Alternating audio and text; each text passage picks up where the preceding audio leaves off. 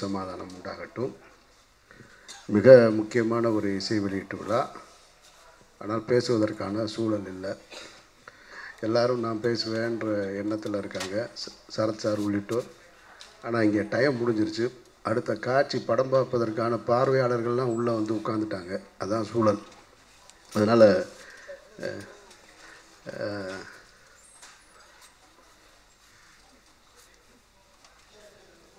ஒரு இசை வெளியீட்டுலாம் இன்றைய காலகட்டத்தில் எதுக்கு நடக்குதுன்னா, இசையமைப்பாளர் இங்கே பேசும்போது சொன்னார் பாருங்கள், ஒரு கவர்னர் போல் உட்கார வச்சுருக்காங்க, அவ்வளோதான், எங்களுக்கு இதுக்கு மேலே ஒன்றும் இல்லை அப்படின்னு.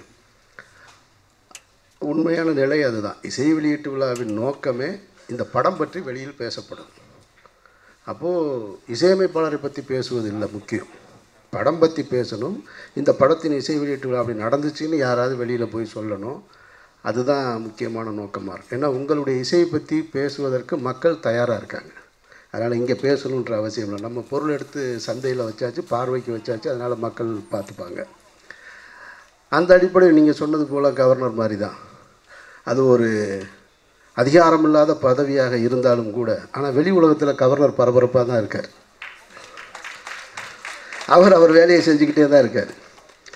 சாமானியன் குரலை கூட தடுக்கிறார், மைக் ஆஃப் பண்ணுங்கன்னு சொல்கிறாரு. அதனால் நீங்கள் சொன்ன உதாரணம் கவர்னர் என்பது சரியாகத்தான் இருக்குது, அதில் மாற்று கருத்து கிடையாது. அந்த அடிப்படையில் பார்த்தா இந்த இசை வெளியீட்டு விழா அண்ணன் தங்கர் பச்சன் பேசினப்பே முடிஞ்சிருச்சு. அப்பயே முடிஞ்சிருச்சு. எல்லா கண்டென்ட்டும் உங்களுக்கு வந்துருச்சு. அதுக்கப்புறம் இருக்கிற பூரா டெட் ஃபுட்டேஜ்னு தான் நினச்சிட்டு இருந்தோம்.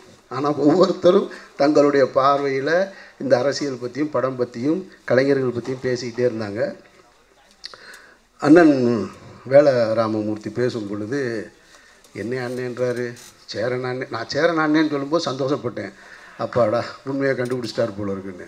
என்னையே சொல்லும்போது ஐயா இவர் எல்லாரையும் காலி பண்ணிடுவார் போல இருக்கு அப்படின்னு. அது அன்பின் மிகுதியால் சொல்லப்பட்ட வார்த்தை அது. அவர் சொன்னார், எல்லாருமே இங்கே இருக்கக்கூடியவங்கெல்லாம் மேதைகள்னு.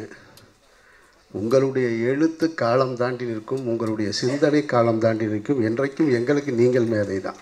அதனால் அவர் பருத்தி வீரன் டைமில் எனக்கு அலைபேசியில் கூப்பிட்ருக்காரு. நான் வேலராமமூர்த்தி பேசுகிறேன்னு வச்சிருக்கேன் அப்படி எழுத்தாளர்னு சொன்ன உடனே எனக்கு சரியாக நினைவில்லை. ஆனால் எதுக்கு வச்சுருப்பேன்றது மட்டும் என்னால் யூகம் பண்ண முடியுது. எனக்கு எழுத்தாளர்னால் கொஞ்சம் பயம். ஏன்னா நமக்கு இந்த படிப்புலேருந்து ரொம்ப தூரம். அதில் தான் சொல்லியிருப்பேன். இவர் எதாவது கேட்டுட்டாருன்னா இதை ஏன் அப்படி வச்சிங்க அப்படி வச்சுன்னு கேட்டேன், அதனால் அப்புறம் பேசுகிறேன்னு சொல்லியிருப்பேன். வேறு மரியாதை குறைவாக இல்லை. அது ஐயா ராமசாமி அவர்களுக்கு தெரியும். இந்த படம் எதை பற்றி பேசுது அப்படின்னு எல்லாருமே இங்கே சொன்னாங்க. மாரி செல்வராஜ் கூட இந்த ஒரு படம் சினிமா படத்தை எடுத்துட்டால் உடனே இங்கே சாதி ஒழிஞ்சிருமா அப்படின்ற கேள்வி எல்லோரிடத்திலும் இருக்குது. ஒரு பேரை நினைவுபடுத்த வேண்டிய பொறுப்பும் எனக்கு இருக்குது. மாரி செல்வராஜ் மாமன்னன் இசை வெளியீட்டு விழாவில் தேவர்மோகன் குறித்து பேசும் பொழுது அந்த வடிவேலுவின் கதாபாத்திரம் தான், அந்த படத்தில் உள்ள கதாபாத்திரம் தான், இசைக்கு பாத்திரம் தான் எனக்கு மாமன்னனை உருவாக்க வச்சதுன்னு சொன்னார். அந்த அடிப்படையில் பார்த்தா இந்த இசைக்கு கார்வண்ணன் இங்கேயும் ஒரு இசைக்கு இருக்கார். நேற்றைக்கு யூடியூப் வலைத்தளத்தில் இசைக்கு ராஜான்னு ஒரு சகோதரர், தென் மாவட்டத்தை சேர்ந்தவர் ஒருத்தர், அவர் ஒரு காணொளி போட்டிருக்காரு. அவர் ரொம்ப தரக்குறைவான வார்த்தைகளால், கடும் சொற்களால் சினிமாக்காரங்களை பூரா திட்டுறார். அவனே இவனே நான் பேயே உங்களால் தாண்டா நாடு நாசமாக போச்சு அப்படி இப்படின்னு வரிசையாக சொல்லிக்கிட்டே இருக்கார். அவர் யாரை சொன்னார்னு தெரியல. ஆனால் பொதுவாக சொல்லிவிட்டு கடைசியாக சொல்கிறாரு, இந்த ரஞ்சித்து மாரி செல்வராஜ் போன்றவர்கள் தான் இவங்க படம் எடுத்து தான் இந்த மாதிரி பிரச்சனையை உண்டு பண்ணுறாங்க, நாங்கள் அது வரைக்கும் அண்ணன் தம்பியாக தான் வாழ்ந்துட்டு இருந்தோம்னு சொல்லி முடிக்கிறார். அது வரைக்கும் சொல்லுவதாக எனக்கு அதில் உடன்பாடு இருந்துச்சு. ஒரு சினிமாக்காரன் தான் நாட்டை நாசமாக்குறான்னு சொன்னால் ஓகே, ஒருவேளை அதிகாரத்தில் இருந்தவங்கள வச்சு சொல்லியிருப்பார் போல இருக்குன்னு நினச்சிக்கலாம்.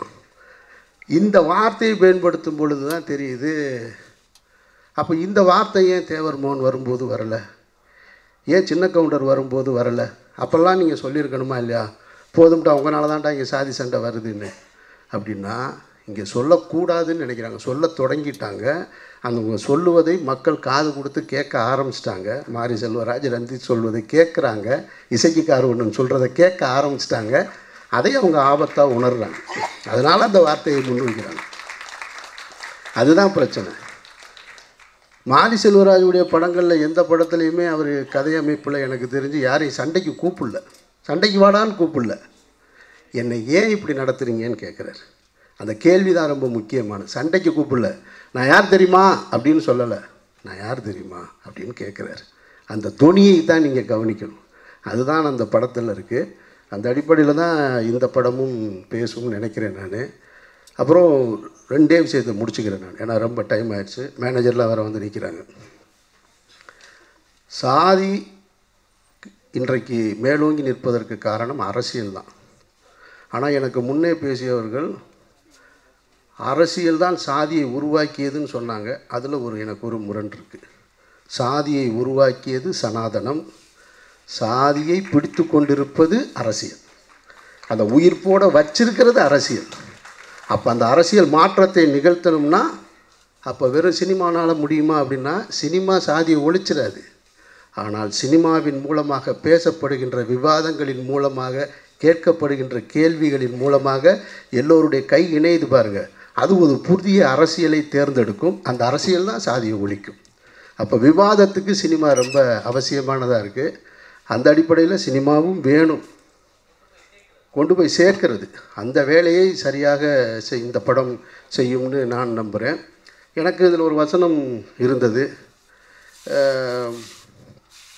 சமூக நீதி பேசுவாங்க, நாங்கள் தான் படிக்க வச்சோன்னு சொல்லுவாங்க, அது இதுன்னு சொல்லுவாங்கன்னு. நான் கேட்டேன், என்னங்க திராவிடத்துக்கு எதிரான படமா அப்படின்னு கேட்டேன். எனக்கு ஒரே ஒரு கேள்வி இருக்குது. நாங்கள் தான் படிக்க வச்சோன்னு சொன்னவங்க எல்லோருமே அவர்கள் தான் அதை செஞ்சாங்களான்னு எனக்கு தெரியாது. அவர்கள் வேணால் பெருமை அடிச்சுக்கலாம். ஆனால் நாம் எப்போ இருந்து படிக்க ஆரம்பிச்சோன்றதை நம்ம உணரணும்ல, அது ரொம்ப முக்கியமான கேள்வி. அப்போ நம்ம எப்போ இருந்து படிக்க ஆரம்பிச்சோன்றதும் அதுக்குள்ளே ஒரு அரசியல் இருக்குது. அந்த அரசியல் ஏன்னா குருகுலத்தில் இருந்தது, பாடசாலையாக இருந்தது, அப்புறமா அரசு பள்ளிக்கூடமாக மாறி மைனாரிட்டி இன்ஸ்டிடியூஷன்ஸ் எல்லாம் அதிகமாக வந்ததுக்கு பின்னாடி இங்கே பாதி பேர் மைனாரிட்டி இன்ஸ்டிடியூஷனில் படிச்சிருப்பாங்க. அப்புறம் இவ்வளவு தாண்டி வந்திருக்கோம் இந்த இடத்துக்கு. அதனால் பொத்தாம்பொதுவாக ஒரு குறையை நம்ம சொல்லிடக்கூடாது. ஆனால் ஒழிக்கப்பட வேண்டியது இருக்குது. இங்கே எந்த பெருமையுமே மனிதனுக்கு இருக்க வேண்டியதில் நினைக்கிறேன். அது குடிப்பெருமையாக இருக்கட்டும், குலப்பெருமையாக இருக்கட்டும், மொழிப்பெருமையாக இருக்கட்டும், இனப்பெருமையாக இருக்கட்டும், சாதிய மதப்பெருமை எதுவுமே தேவையில்லை. மனிதன் என்கின்ற ஒரு பெருமையோடு எல்லோரும் ஒன்றிணைந்து வாழ்வோம். அதை இந்த மண்ணில் தமிழராய் ஒன்றிணைந்து வாழ்வதற்கான சூழலை உருவாக்குவோம். அப்படிப்பட்ட ஒரு அரசியலை உருவாக்குவோம் என்று கூறி விடைபெறுகிறேன். நன்றி.